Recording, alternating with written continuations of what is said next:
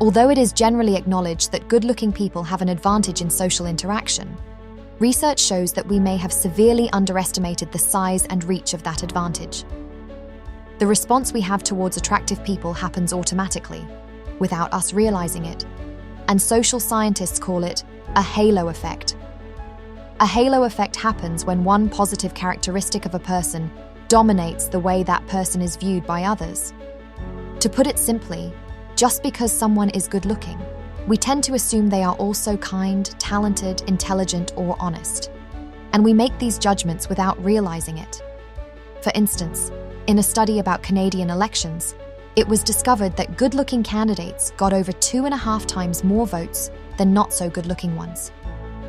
Even though this shows a preference for attractive politicians, later research found that voters didn't realize they were biased.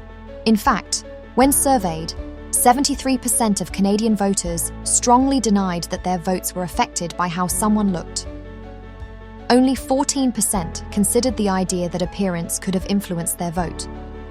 In a different study, it was found that in pretend job interviews, how neat and tidy applicants looked was far more important for getting the job than how qualified they were for the role.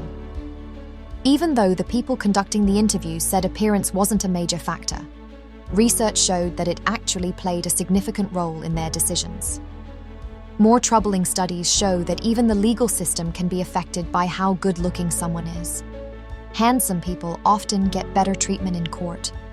In a study in Pennsylvania, researchers looked at the physical attractiveness of 74 male defendants when their criminal trials began.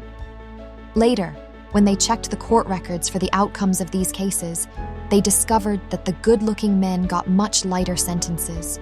In fact, attractive defendants were twice as likely to avoid going to jail compared to less attractive ones. In another study, this time looking at a staged trial for negligence, when the defendant was more attractive than the victim, they were given an average of $5,600 in damages. But when the victim was more attractive, the compensation was higher, averaging $10,000. What's interesting is that both male and female jurors showed this favoritism based on attractiveness. Other research has shown that good-looking people are more likely to get assistance when they need it, and are better at persuading others. This holds true for both men and women. For example, in the helping study, both attractive men and women received help more often, even from people of their own gender. It's clear that being good-looking gives people a big advantage in our society. They're more liked, better at convincing others, and receive help more often. People also see them as having better personality traits and being smarter.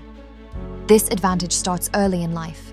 Studies on kids in elementary school show that adults are less bothered by bad behavior from attractive children. And teachers think good-looking kids are smarter. It's no surprise then that businesses take advantage of this by training salespeople to look their best, hiring good-looking staff in fashion stores, and even using attractive people in scams. It has been demonstrated that if a commercial for a car is presented with an attractive model next to it, people rated the car as faster, more appealing, more expensive looking, and better designed compared to when only the car was shown without the model. Now that you are aware that someone's attractiveness is such a powerful influence, how can you protect yourself from this persuasion mechanism? The trick is to mentally separate the person from the product or service he or she is trying to sell. Concentrate on the merits of the product, rather than your fondness for the person doing the pitching. Separate the dealer from the benefits, and make a decision based on the facts. If you want to know more about the psychology of persuasion, check out my video where I fully summarize the book Influence by Robert Cialdini. The attractiveness principle is also part of this book, and it stood out to me, so I thought it deserved a separate video. Enjoy.